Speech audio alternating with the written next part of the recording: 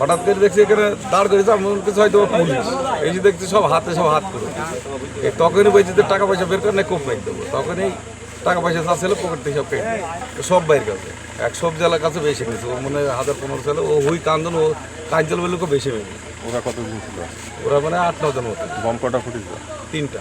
প্রথমে একটা যে আমাদের গ্রামে অন্তর বলে একটা সিটি ছিল, ও মোটর সাইকেলে পালাইতে গেছে, ওর পেছনে মেরেছে, তারপরে আমি গাড়ি স্টার্ট দিয়েছি যে আমার সামনে একটা মেরেছে, আর পেছনে একটা মেরে পালিয়ে দিয়েছে। 15 জন লোকের মাথায় সেই মানকিয়া আমাদের গাড়িটা সাইড করলো, সাইড করে মনে করেন কাছে যা কিছু ছিল টাকা মাকা সব নিয়ে নিই, মনে করেন আমাদের বললো সাইডে বস, মনে করেন বলছি আমরা ওদের বলছি আমাদের তাহলে সাইডে দেন, আমাদের সব কিছু নিয়ে নেন, আমরা চলে যাই, গাড়ি মাড়ি সবই নিয়ে নেন, আমরা হেডেড চলে যাই।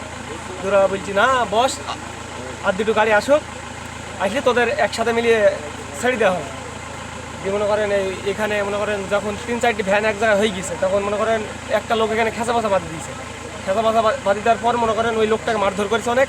মনে করেন সবাই ওইখানে ঘুষি চলে গিয়েছে, দিয়ে মনে করেন সবাই যেহেতু ঘুষি চলে গিয়েছে, যেহেতু আমাদের মনে করেন গাড়ির ড্রাইভার ছিল অন্তর মনে করেন গাড়ি মনে করেন ওই যে একটু সুযোগ পেয়েছে, মনে করেন গাড়ি ঠেলে নিয়ে চলে গেছে, ঠেলে নিয়ে চলে যাওয়ার পর মনে করেন গাড়ি ঠেলে মনে করেন স্টার্ট করে ফেলছে, দিয়ে মনে করেন আমরা দৌড়ে গিয়ে মনে করেন গাড়িতে উঠে আমরা চলে গেছি, দিয়ে 2টা মোটর সাইকেল ওরা আমাদের পিছন গেছে, আমরা ধরতে পারিনি, দিয়ে আমরা শেখপাড়া থেকে মনে করেন এই লোকজন এখানে নিয়ে আসছে।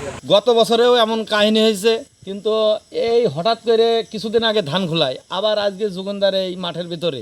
তো আমাদের বিশেষ করে দাবি আইন শৃঙ্খলা বাহিনীর কাছে অনুরোধ যে আমাদের এই রাস্তাগুলা তদারকি করার জন্য তাদের টিম দিয়ে, এবং আমাদের যারা দায়িত্বশীল মেম্বার চেয়ারম্যান আছে তাদেরও অবগতি করছি, যাতে আমাদের রোডগুলা মানুষ চলাফেরা করতে পারে, যেহেতু আমাদের বৃহত্তর বেশ কয়েকটি গ্রামের লোকজন যাতায়াত করে, ব্যবসায়িক লোকজন আসে, যাতে তাদের জানমাল নিরাপত্তা পায়।